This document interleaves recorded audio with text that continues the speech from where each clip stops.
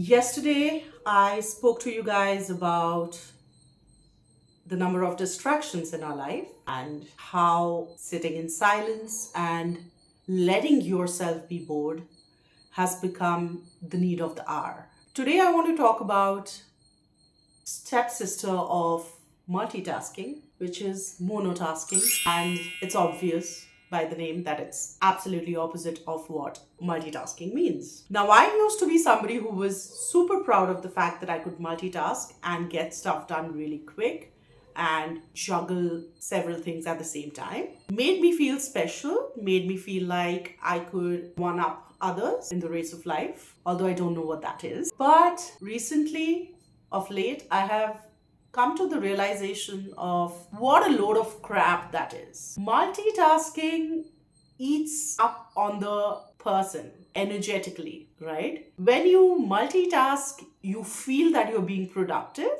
but it's an illusion that it gives you. Makes you feel that you're doing so many things without wasting time. So you always have more than two things on your plate, and you're able to shift from one to the other, get all of those tasks done at the end of the day.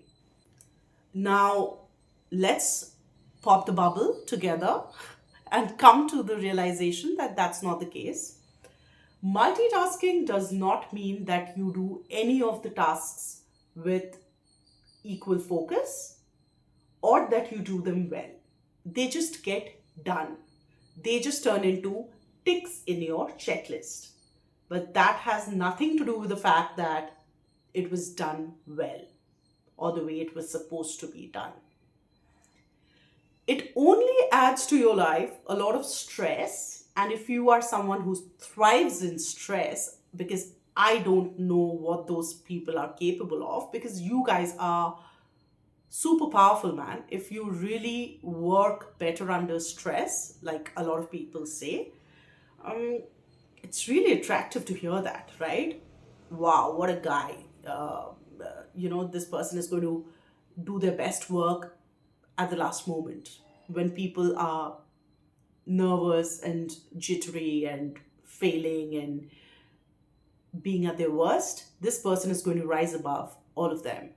What a wonderful concept, right? But what goes on in the inside of the person is something that we do not necessarily observe as much as we probably should.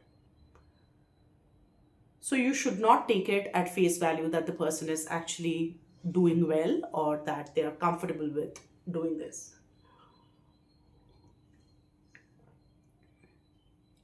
One of the major reasons I feel I have attention deficit disorder, although not clinically proven, is because I have jumped from task to task all my life. And not only has it eaten up on my attention span, which I cannot bring back easily now, but it has also caused me to have a lot of anxiety around work. I remember I used to get more done at the workplace while I was at, let's say, A, B, C, D. The others were just starting A.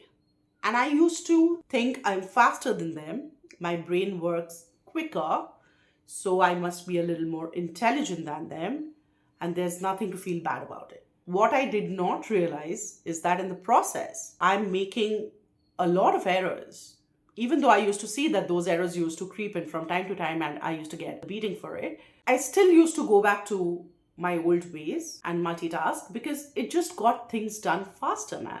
But was I doing well at the workplace? Was I considered someone who has attention to detail, observes the nitty gritties of the system, is good at finding bugs and resolving them? No, because I did not have the attention span of a goldfish, even. I would just step out of the office and forget all about my tasks because I wanted to have a separate life then, right? I wanted to jump from this to that life. Whereas there were people who were working with me that I saw excel in their careers within the same time frame that we were working together because they were more attentive, because they were not juggling multiple things at the same time.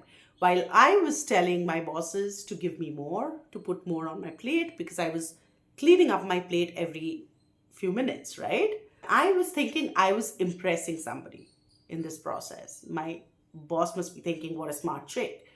But yes, more work came my way, but the errors cannot be ignored. So people had to sit on QC and fix my work for hours together, and they used to get bothered by me that, okay, this girl just finishes work and says, I'm done, but actually she's not paying enough attention, and we have to fix things for her and clean up after her, which is not a great experience for anybody.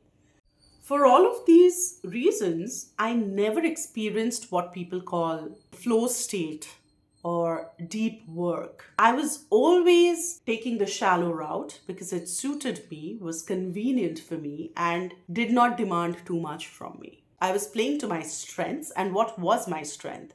Just finishing things faster than the others. Seriously, I've really messed up my attention span in the process. And it's time that I get out of that rut and fix it because nobody else can.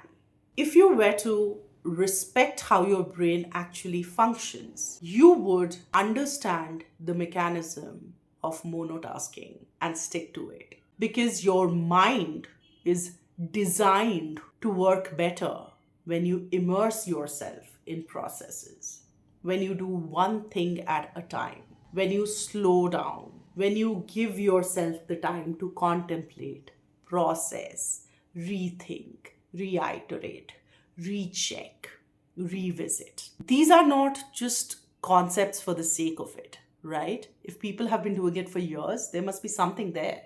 And we must respect that. So it's extremely important at this juncture of life and the generation that we are in, which is slowly but surely losing focus. Like how? It's time we correct those mistakes before it's too late and there's no turning back. A few very basic and objective things that you can do at work and that I do as well is number one, just delete all distractions. Eliminate forces that are working against you. Apps that eat up most of your time, delete. Tabs that are open in the background but you're not working with at the moment, close. Prioritize tasks at the beginning of the day so that in the flow, you do not forget what's important to you and end up somewhere else, somewhere you're not supposed to be. And welcome to the temple of acceptance that you cannot do everything. You're not God and you're not meant to do everything. So understand the art of delegation and be human enough to tell people that I can only take up this much and the rest, let's divide so that I do my quality work and somebody else can take the rest and do quality work and justice there as well. So take out time during the week or during each day to practice sitting in stillness. Even if you don't feel like sitting in stillness, it can be a little jarring at the beginning. You can lie down flat. Don't turn like a child in a womb and have that fetal position. No, be lying down straight with your arms next to you and close your eyes and take deeper breaths, deeper than what you generally take. Focus on different parts of your body and target the breath to that particular part of your body. So whenever I have stress around my neck or shoulders or anywhere else in my body, I do this practice where I send out, my breath and the oxygen to that part. And then I hold it for a moment. I'm not really, clenching, but I'm holding my breath. And then I let go. What happens is with every exhale, your body starts loosening up a bit. So if there has been a muscle or a muscle pull or tension in your joints and stuff like that, it tends to open up most of the time. So do that. This is an excellent way to be in the moment, being in the present, as they say. And at the same time, being extremely mono. You're doing just one thing. You're resting. When you're eating, concentrate just on eating. You are having a cup of tea. Give it all the attention in the world you can. every second that you're spending doing something should be focused on doing just that. I read this in one of the books by Thich Nhat Hanh, and he speaks about how you should do every activity in your life the same way, with attention, and that if you're washing the dishes, let's say, just wash the dishes. And do not wash the dishes for the sake of washing the dishes. Wash the dishes because you want to wash the dishes. And pay all the attention in the world to the process through which you're washing the dish. Be one with the task. And this really makes a difference, because mindfulness in any activity improves your performance. And I'm not just saying your personal life, it improves your performance as a human being in the world.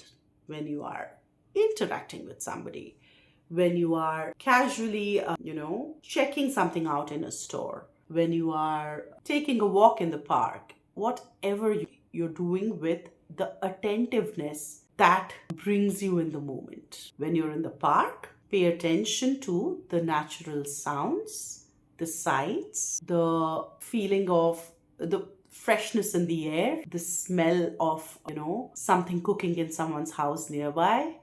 Pay attention to all of those things, and that, I think, really opens up a new world.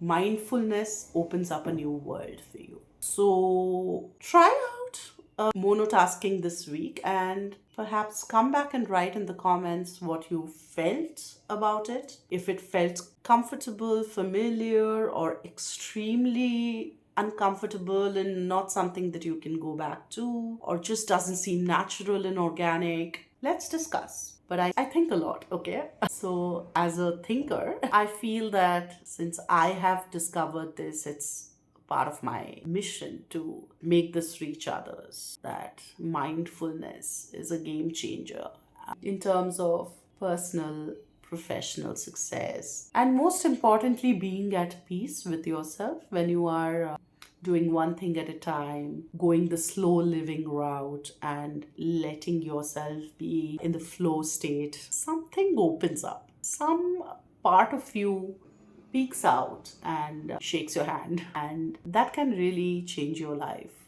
for the better in the long run. So yeah, try it out, and we will discuss further in the future. That's it from my side for the day. Sayonara.